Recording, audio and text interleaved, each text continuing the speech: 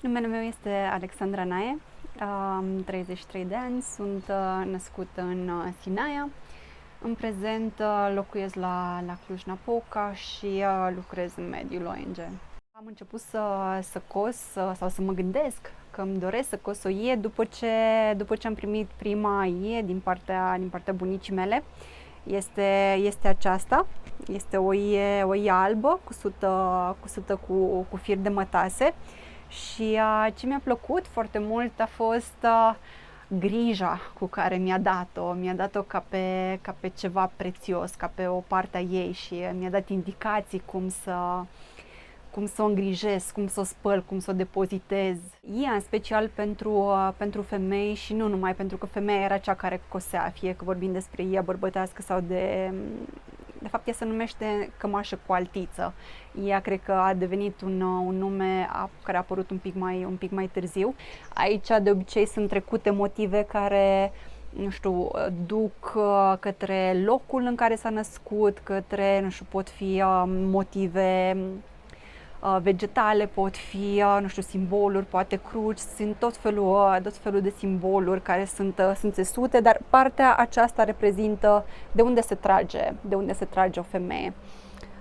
Dunga aceasta se numește încreț și de obicei este un simbol feminin. Cămășile bărbătești nu au acest încreț și de multe ori se poate găsi o ie care are doar partea de altiță, care este istoricul, plus încrețul care este simbolul feminin și e o trăsătură feminină.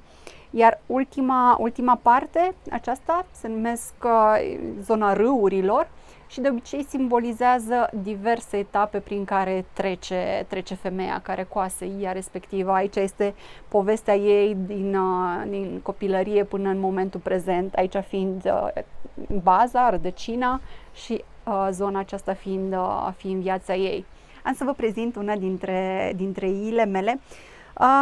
N-aș putea spune că este, nu știu, cea care respectă cel mai bine toate tradițiile și toate regulile de construcție a unei ii, dar este o ie care spune foarte multe despre mine și din punctul meu de vedere un lucru care face diferită o ie de o altă bluză este tocmai lucrul acesta personal, faptul că acea femeie se pune în cusătura pe care o pune pe pânză.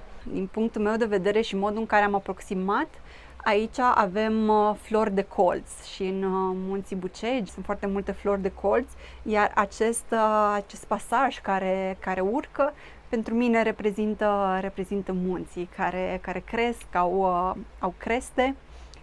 Nu în ultimul rând mai sunt aici câteva flori albastre, iar această floare albastră pentru mine este floarea de gențiană. O altă floare protejată și foarte specială pe care o poți întâlni pe munte.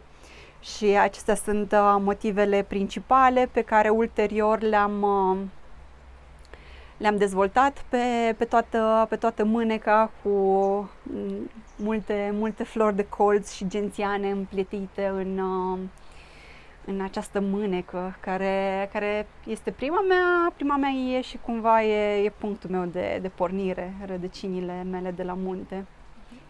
Eu sunt sigură că tradiția de a coase ii o să dăinuiască în timp.